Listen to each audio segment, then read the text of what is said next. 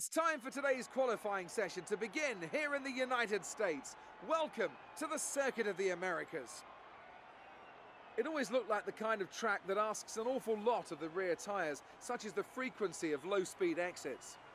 No matter how good a driver is at managing their throttle application to limit rear slip, they can't always overcome a car that's inherently bad at looking after its rear tyres.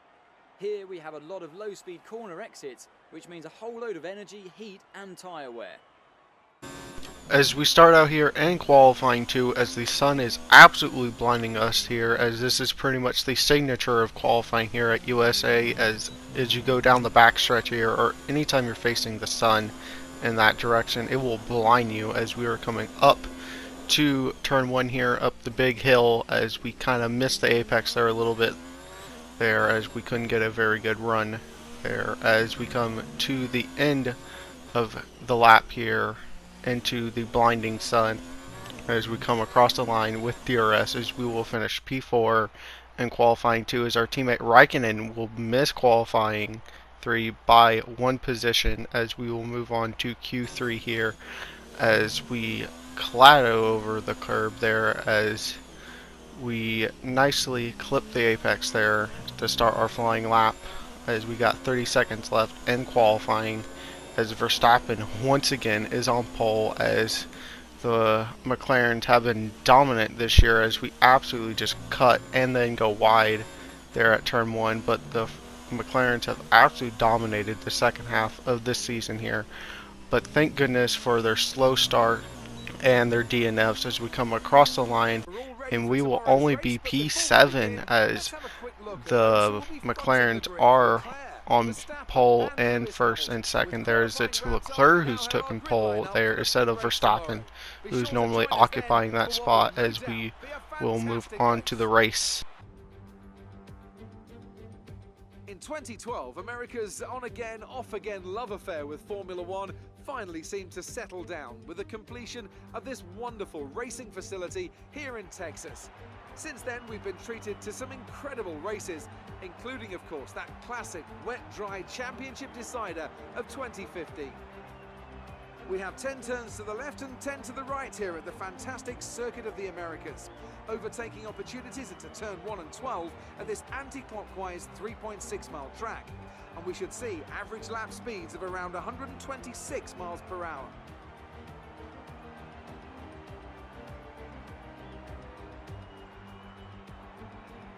And it's an absolute pleasure to be joined once again by Anthony Davidson. Let's talk about old time. Everything's on the line here today and the title hangs in the balance. So how do you think they'll be coping with all that pressure? I think as long as they keep their mind on the task and not its historical significance, they'll be just fine.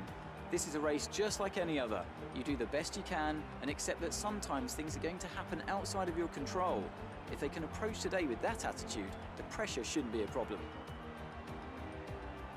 Off the back of a fantastic qualifying session, it's time to see how our starting grid looks for today's race. Charles Leclerc lines up on pole position, and Lewis Hamilton completes the front row. As we continue through the rest of the grid today, we have Vettel, Weber, Lando Norris, Oldtimer, Perez, Grosjean, Ricciardo, and Kimi Raikkonen. Sainz, Verstappen, they've taken a grid penalty.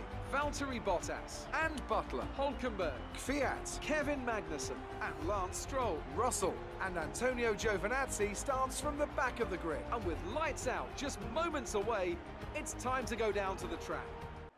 As we sit here on the grid in P6 after Verstappen's 10th place grid penalty here, as the 5 lights are on and they are out, as we get a pretty awful start there, as Grosjean and Perez will get a absolute stormer there as we go up the inside, but Grosjean has 2 and he's absolutely just cut the corner and then not turned the rest of the way in, as he's managed to find himself up into P3 somehow after starting P8 there, but he absolutely just did not turn in at the apex there. He's kind of done the usual AI where they're up the inside, they'll just go as far as they want, cut the corner, and then not turn in for the rest of the corner there, as we almost got around his outside there through the S's here, but as you can see on the restart here, as he's kind of like dove up the inside and then just didn't turn there, and we got squeezed by Vettel, who's taken off after Leclerc there in second, as we're going to dive up the inside of Grosjean, who's turned in on us at the apex there, as we were even past him, as Leclerc and Vettel have been setting fastest laps of the race there. As you can see, they are just disappearing on us, and right now we are in the middle of nowhere, as Hamilton is pretty far behind us, as we are coming in at the end of this lap. We were supposed to go until lap 8, but my tires are dying right now, so I have decided to come in at the end of this lap here, as we have collapsed over that corner there and gotten our first warning of the race there, as we almost understeered into the wall there, as we almost lost our end plate as we were coming in to the pits here, as I think we will be the only one to come in, as it is pretty early for season 3 here to stop on lap 6, as a lot of tires can make it farther than this. But we've even turned up the aero, because I'm losing a lot of time in sector 3 there, especially. I just couldn't get the car to turn in at all, as the rest of good amount of cars come in, including Hamilton there, as we go right past him, as we've caught up to the back of the field here with Giovinazzi here once again occupying the last spot here, as he's really underperformed at Renault.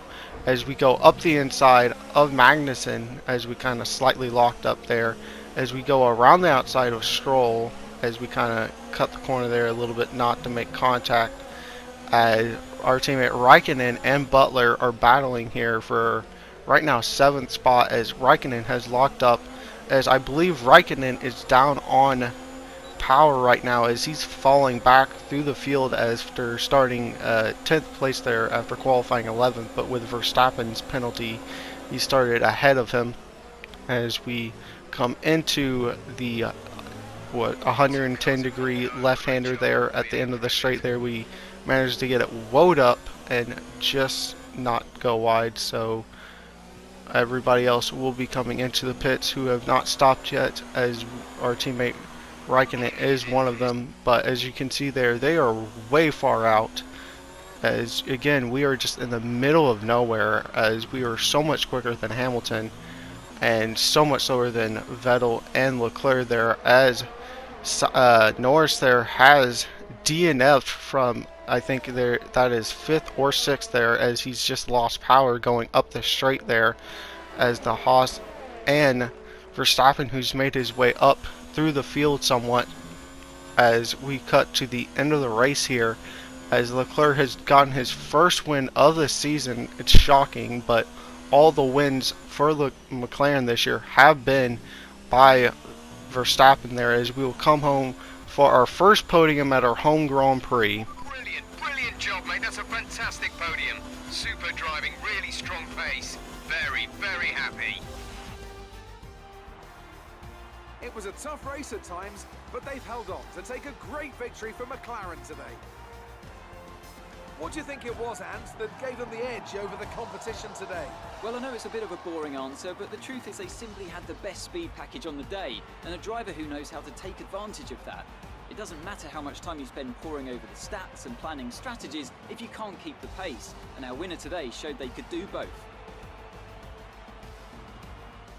Our drivers are making their way out for the podium celebrations, and it's going to be McLaren picking up the winner's trophy. Congratulations to the entire team for that fantastic performance.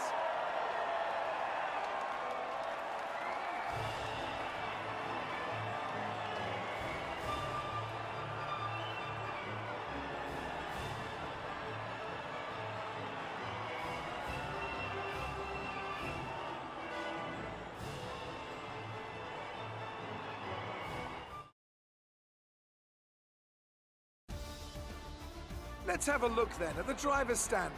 This result narrows the gap between our championship leader and the rest of the standings. Now, let's discuss, Ant. Who would you say is a contender for driver of the day? Max Verstappen seemed to just effortlessly weave through the other drivers today without a care in the world.